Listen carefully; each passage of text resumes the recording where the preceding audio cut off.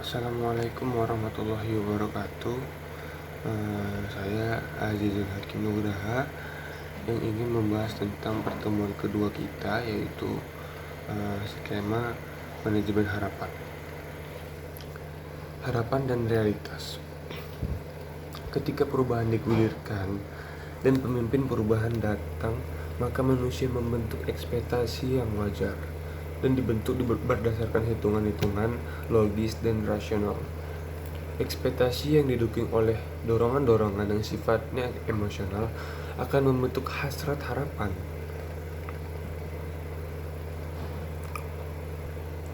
Namun, manusia biasanya lebih menekankan dan menghargai upaya yang dilakukan pemimpin untuk memenuhi harapannya daripada hasilnya. Dengan kata lain, manusia mampu dan rela menyesuaikan terhadap harapannya sehingga lebih siap menerima realitas yang sebenarnya. Yang kedua ada harapan dan teori atribusi.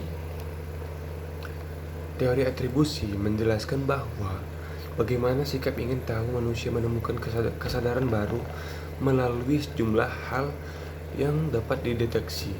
Dimensi-dimensi penyebab yang ada di dalam teori ini yaitu locus of control dan durasi dan kendali juga. Lalu selanjutnya itu ada mengurangi perasaan negatif atau memberikan hal-hal yang lebih positif. Dari Jacobi memperkenalkan konsep facilitations atau inhibitations yang bertemu pada titik netral di mana tidak ada kepuasan tapi juga bebas dari ketidakpuasan. Inhabitation adalah kegiatan restorasi, yaitu memperbaiki yang rusak dan mengembalikan sistem agar kembali bekerja seperti seharusnya.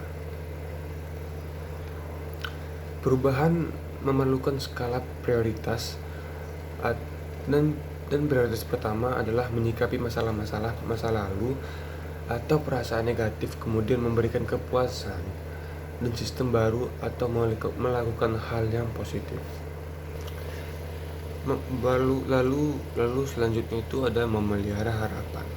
Harapan positif menjadi penggerak menciptakan perubahan ketika menimbulkan hasrat dan dorongan-dorongan yang baru berhenti bila harapan itu telah terpenuhi. Lalu selanjutnya itu ada struktur gerakan harapan. Struktur gerakan harapan dimulai dengan adanya pemimpin yang memberikan stimulus pada audiens tentang perlunya perubahan serta menunjukkan kondisi masa kini dengan gambaran lebih baik di masa depan. Jika dilakukan berulang kali, maka akan menimbulkan harapan baru. Gitu. Lalu selanjutnya itu ada mencegah keputusasaan. Untuk memelihara harapan agar terus bergerak, maka pemimpin perubahan harus melakukan upaya-upaya yang bersifat pencegahan terhadap rasa putus asa para pengikutnya.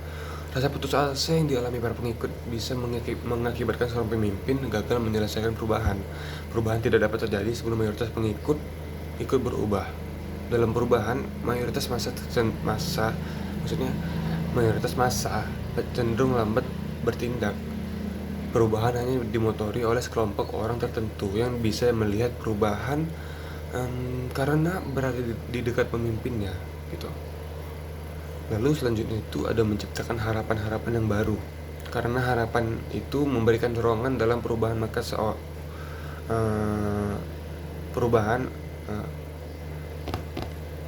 lalu seorang pemimpin itu harus kreatif, menciptakan impian-impian yang baru dengan sebuah perusahaan yang pada dasarnya bergerak mengarungi lautan yang dinamis.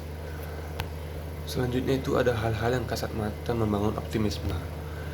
Untuk memelihara semangat anak buahnya, seorang pemimpin harus bisa menunjukkan progres melalui hal-hal yang dapat dilihat secara kasat mata. Meskipun seorang pemimpin bekerja dengan visi yang belum terlihat secara kasat mata, pemimpin harus bisa menjembatani itu agar progres terlihat dan ikut dirasakan oleh anak buah.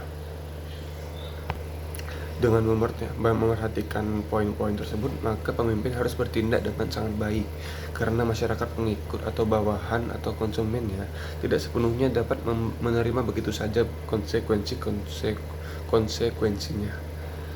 Itu saja, terima kasih. Wassalamualaikum warahmatullahi wabarakatuh.